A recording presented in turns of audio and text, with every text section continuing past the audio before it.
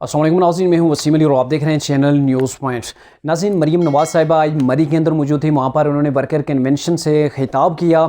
उनका जो worker convention था उसके अंदर उन्होंने क्या क्या बात की वो आपको बताते हैं तफसील के साथ। मरीम नवाज़ साहिबा ने जो शुरुआत की उन्होंने ये कहा कि पाकिस्तान को गिला किया है चाइना ने, चूँकि ये आज से एक 2 रोज़ कबल की बात है कि चाइना ने पाकिस्तान को ये गिला किया है कि पिछले 4 साल सी पैक के ऊपर जो काम की रफ्तार थी वो इंतहाई मायूस कुन थी। यानी कि जो सबका गवर्नमेंट थी तहरीक इंसाफ की, उन्होंने चाइना को जो है वो मायूस किया। अब ये इमरान खान साहब भी जानते हैं, शाह महमूद कुरैशी ने कई बार इस चीज़ की वैल्यू को एक्सेप्ट किया है कि ये जो राहदारी है, जो सी पैक है, ये पाकिस्तान के लिए टर्निंग पॉइंट है। पाकिस्तानी मैशत के लिए जो है वो वन ऑफ द बेस्ट जो है वो ये प्रोजेक्ट है।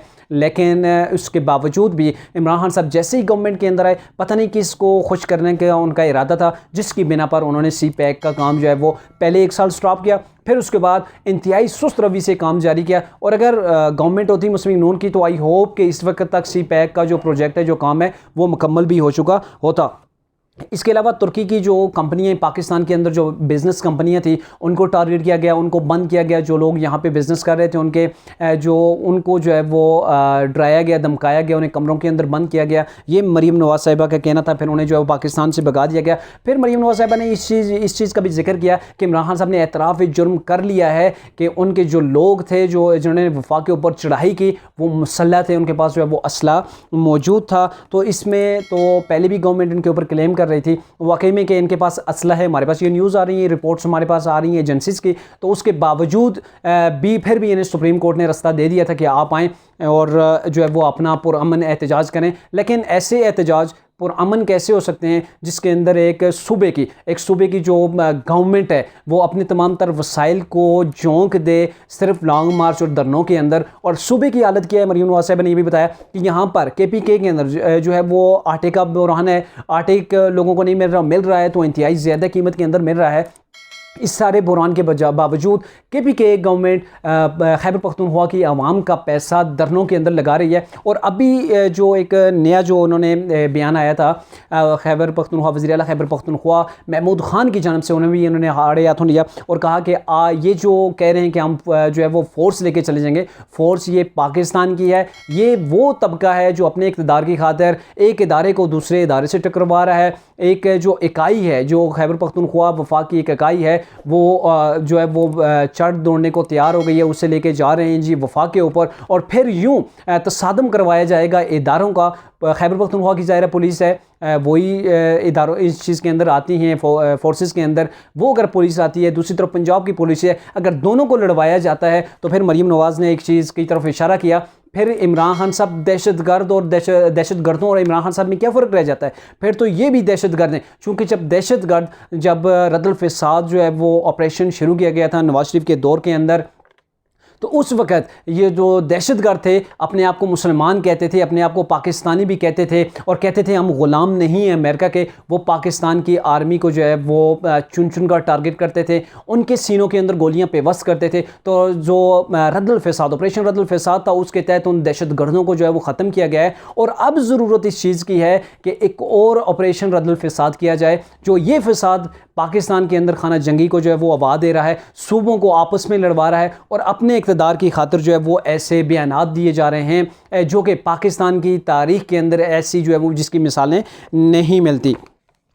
मरीम नवाज़ साहिबा ने जो तहरीक इंसाफ के जो वर्कर्स थे उनके हवाले से भी बात की कि ये जो वर्कर्स जो थे लॉन्ग मार्च के अंदर जाते हुए जो गिर गए, हादसे का शिकार हो गए और इंतकाल कर गए, उन्होंने उनकी फैमिलीज़ के साथ हमदर्दी का इज़हार किया और ये कहा इमरान खान साहब बताएं कि उनके बेटे कहाँ हैं। आप एक तरफ कह रहे हैं ये जिहाद है, ये लॉन्ग मार्च ही नहीं, ये जिहाद है। तो जिहाद में ना तो औरतें पीछे रहती हैं, ना बच्चे, ना बूढ़े, ना जवान। आपके जो दोनों लाडले हैं वो कहाँ थे? उन्हें आपने क्यों नहीं बुलाया? लोगों के बच्चों को आप कुर्बान करने के लिए आगे लेके चलते हैं, उन्हें जोश दिलाते हैं, फिर उन्हें इस्तेमाल करते हैं और फिर उन्हें जो है वो इस्तेमाल करके अपने इक़्तिदार के रास्ते के लिए आप ऐसे लोगों की जो है वो कुर्बानियाँ उनकी ले रहे हैं। और फिर उसके बाद जो इन्होंने बताया कि जो अभी जो इमरान खान साहब अभी गवर्नमेंट के लिए बड़े तैयार हो रहे हैं कि मुझे गवर्नमेंट दी जाए, ये जो है वो नहीं चल सकते। और जो इनकी गवर्नमेंट थी तब उस वक्त चीनी जो है वो कहाँ से कहाँ पहुँच गई, आटा जो 40 रुपए का था वो 85 रुपए के ऊपर पहुँच गया। पेट्रोल प्राइसेस कैसे जो है वो इंक्रीज़ किए गए। फिर उसके अलावा बिजली के कारखानों को बंद किया गया, बिजली के जो है वो रेट कहाँ से कहाँ पहुँच गए। और उसकी वजह ये थी कि बिजली के जो कंपनियाँ थी, बिजली बनाने वाली कंपनियाँ थी, उनको पे भी नहीं दी गई टाइम पर, और उनके जो बकाया जात अभी भी गवर्नमेंट के ऊपर हैं, जिसकी वजह से अभी भी गवर्नमेंट के पास पैसे नहीं है, ख़जाना खाली किया हुआ है कि हम जो है वो इन बिजली कंपनियों को पैसे दें और लोड शेडिंग का जिन जो है वो बेकाबू जिन उसे कंट्रोल करें। मरीम नवाज साहब ने ये भी कहा कि ये जो अभी हमें कहा जा रहा है कि लोड शेडिंग के दौर में हो गई है, जब हमने नवाज शरीफ ने इमरान खान को इक़्तिदार दिया था, सौंपा था, तो उस वक़्त पाकिस्तान के अंदर लोड शेडिंग बिल्कुल नहीं थी। लोड शेडिंग जो है वो बिल्कुल ख़त्म हो चुकी थी।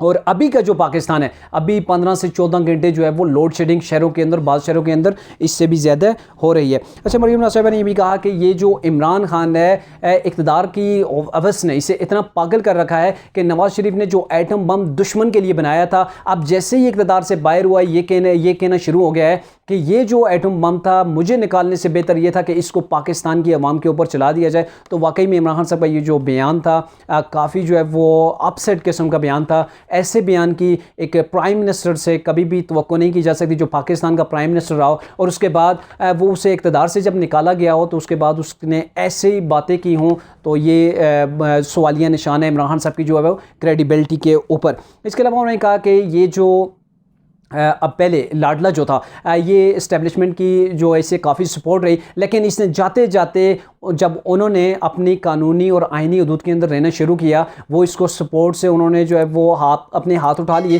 तो उसके बाद ये उनको भी जो है वो टारगेट करना शुरू हो गया है। गली कूचों के अंदर उनके ख़िलाफ़ जो है वो बातें करता है, उनके ख़िलाफ़ ट्रेंड्स चलाए गए। और अब ये इतना भी ये जो है वो कहना शुरू हो गया है कि मीर जाफ़र और मीर सादक की यहाँ पे जो है वो इस्टेब्लिशमेंट के हवाले से ऐसी मिसालें देना शुरू हो गया है। और जब उधर से जो वो उन्होंने अपनी आइनी हदूद के अंदर रहना पसंद किया है, तो अब ये सुप्रीम कोर्ट की जनिब भाग रहा है। ये कोशिश कर रहा है कि सुप्रीम कोर्ट के अंदर से एक साकिब निसार जैसा किरदार इसे मिल जाए, ताकि इसे प्रोटेक्शन मिल जाए और नए सिरे से, जैसे 2018 में इसको एक इक़्तिदार मिला था, वैसे ही दोबारा से इसको जो है वो इक़्तिदार मिल जाए। तो ये वो सारी बातें थी, जो कुछ पॉइंट्स मैंने आपके सामने रखे। मरीम नवाज साहिबा ने आज जलसे के अंदर जो उनका मरी में कन्वेंशन था उसके अंदर उन्होंने ये बातें की।